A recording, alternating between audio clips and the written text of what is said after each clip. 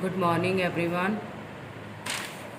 Students, we have done our first chapter in our last videos, and now we are here to complete to study about the second chapter, that is controlling anger.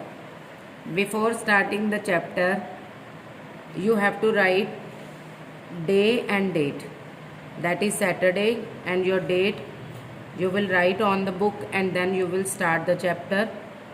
So in the starting of the chapter there is warm up. Look at these pictures. Students, see, some pictures are shown here. Some actions are shown in these pictures. Which actions are these? You can see that one boy is throwing something. Two boys are fighting with each others. These two boys, again they are fighting, they are showing some anger. And these two girls, they are also in angry mood. So in all these pictures, some actions of anger are shown. So let's talk about this anger. All of them show angry and unpleasant behavior. Students, you can see that in all these pictures, some angry and unpleasant behavior is shown. Means these people, these boys are not happy with each other. There is no good behavior between them. Would you approve of such a thing? Means you also do the same as they are doing. Sometime when we are angry with others, we want to hurt or punish them. Students, many times it happens that we are angry with others, we are not happy, and in that anger we want to hurt or punish them. It always happens. But how does that help us? But will you tell that is it right for us if we show some anger for the other persons? It only starts a chain of violence. If we show the anger, we do something bad for the people, and after that a chain of violence is started. On the other hand, we may use the anger within us to do something positive and beneficial for others. We always say that we are showing this anger because we want to do some positive or some beneficials for others. Students, you have also seen many times in your home that when your mother shows some anger, sometime she wants you to study, she wants you to take your meal in time, but when you don't do these things, then she shows some anger. But why she shows anger? Because she wants to do some positive and beneficials for us. That's why she shows. So in many times we show the angers to get the positive and beneficial results. Students, after that there is a portion, think it over. Think it over. We have read that we should control our anger and use it to do something constructive. We should control our anger and use it to do something constructive. Means we should do some good things. Suggest 5 ways to controlling anger. Complete the list given. 2 hints, 2 clues are given, but there are 2 ways to control the anger, and we have to write other 3 parts, 3 ways how can we control our anger. So I am suggesting you the answer here. You will write, first is written, count 1 to 12. If we want to control our anger, this is a good way that we should count 1 to 10. When we count it, then our anger goes down. Drink a glass of water. It is another way. The next, I am suggesting you can write, go walk around. You can take walk around here and there. Slip into the quiet room. You can go to a quiet room and then you can control your anger. take a breather. You can take a deep breath. In this way also you can get control your anger. So these are some ways. You can also write according to you. If you know better ways, you can write in your books. Then after that, students, see here, let's find out how Mahatma Gandhi transformed his anger into a movement which changed the face of South African history. Mahatma Gandhi's experience has been given in this story. So we will read the story and then we will know that how he got control on his anger, and after that he changed the history of South Africa. Student, this experience is given here. The topic of this story is conquering an enemy. Conquering an enemy means how we are winning our enemy. Gandhiji's life provides a perfect example of how anger can be controlled. Mahatma Gandhi was working as a lawyer in South Africa. Students, when Mahatma Gandhi came in India, before that he was working as a lawyer in South Africa. At that time in South Africa, the black skinned people were treated very badly. Students, in South Africa, you know that the people are black skinned. They are not as fair skinned, they are black, and these black skinned people were treated very badly. The behavior with these people was not good. They were not recognized as citizens. They were not having the right as a citizen as we are the citizen of India, but they were not known as a citizen of South Africa. This practice is known as apartheid. So this system was called apartheid. It is a system, apartheid. When I am telling you what is apartheid, apartheid was a social malpractice of racial discrimination and segregation, under which South African black were stripped of their citizenships. Students, apartheid was a social malpractice. Means in a society these people were badly behaved because of their color, because of their race. The discrimination was there. Discrimination means unfairness, not good behavior. And segregation means separation or isolation, you can write. Means unfairness was being done with these people, and they were always kept separated from the other society, other white people, where white people were living in South Africa. Then these black people were not allowed to live with them. So these always counted as a discrimination and segregation, under which South African black were stripped of their citizenship. Means they were not given the right of citizenships. They were treated as second class citizen. The first class citizen were white people, and these black people were counted as a second class citizens. They did not have any political or social rights. Means any political rights and social rights was not given to these people.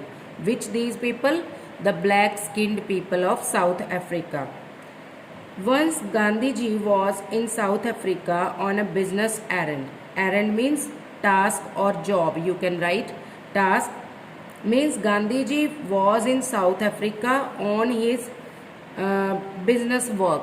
They went for any business work. He was traveling by a first class compartment of a train. Means he was traveling in a first class compartment of a train, but these first class compartment was reserved for white people. But Mahatma Gandhiji was going on that day. When the railway guards saw a brown skinned man traveling in a first class compartment, they demanded that he should move to the third class compartment reserved for colored people. Students, you know that Mahatma Gandhiji was not black skinned people. because he belonged to India, so his skin was not purely black, he was brown in color. Because we all people who are living in India, we all are having brown skin. We are not as white as the white people, the English people, but and still we are not black as the South African. We are mixed color. Mixed color is called colored people. It is called colored people.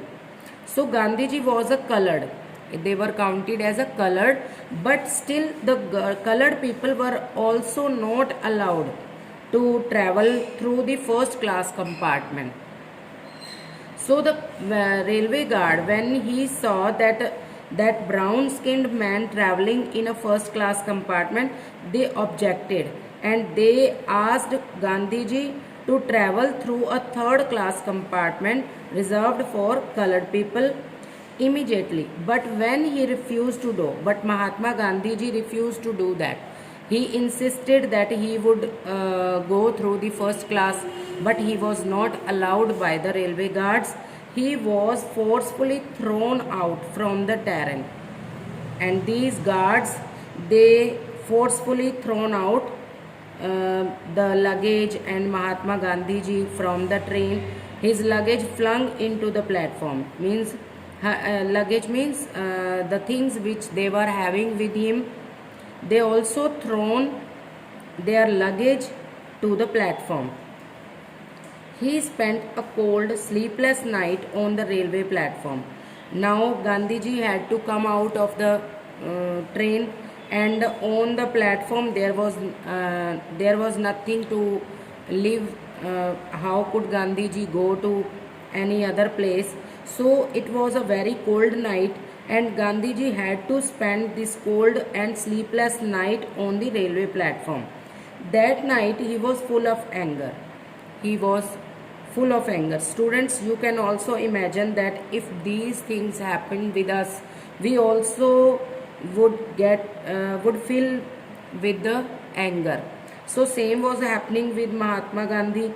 He was also full of anger because of this personal injustice. Personal injustice means this was a misconduct with him. He was feeling insult, so he was not happy, as well as the countless injustice suffered by so many others every day. Means not only Mahatma Gandhiji was suffering from this insult, from this injustice, they were also thinking that this injustice is always done to the many other people of South African every day. Uh, he resolved he resolved not to rest until he had set those injustice right. Resolved mean strongly decided. You can write the meaning. Strongly decided means he took a decision, firm decision, that he would not rest until he had set those injustice right. Means he wanted to set all these injustice. He wanted to give the justice to the South African people, that English people cannot allow to the South African in that way. On that night, he conquered his anger and vowed to fight against injustice. Means when he was feeling the same anger, but when he resolved to get not to rest, and he wanted to set those injustice, on that night he conquered his anger. Conquered his anger means he controlled his anger on that night, and he take a vow. Vow means he decided to fight against injustice, and that was a turning point in his life, not by violence or retaliation. Retaliations means to take revenge. Means he thought that this is not the way that we can get the revenge in this way. He thought it in another way, but through the power of non-violent resistance. Means he took the decision that he would take the justice through the power of non-violent resistance, because injustice cannot be finished by showing the anger. So he decided to take some positive things to get the power of to show the power of non-violent resistance. Later he said that this was the turning point of his life. After many years, when he thought about this, then Gandhiji told that it was a turning point in his life to take the decision of controlling his anger. He said, I have learned through bitter experience the one supreme lesson to conserve my anger. Means when he was talking about his experience, then he told that he took the decision after bitter experience. Means when he decided to control his anger, but he decided after getting bitter experience. Which bitter experience? The bitter experience of throwing down from the train, and also his luggage was thrown from the train. So this was the bitter experience for him, and still after that he did not show the anger. He decided to take the justice, the supreme lesson. It was a supreme lesson to conserve my anger. So same in the way we can also get this lesson that how can we conserve our anger. We should have conserve our anger. We should control our anger. In this way we can do the big things like Mahatma Gandhi ji. With the help of this lesson, he went on to transform the world. You know that what type of history has been of Mahatma Gandhi ji. He did a great work for South African people and for India. So this was only done through the power of non-violence. He did not show any anger after that.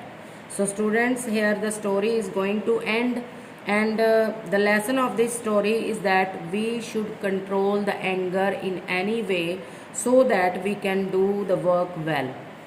So students, this video is going to over now. The next part of this chapter we will discuss in our next video. So students, okay everyone.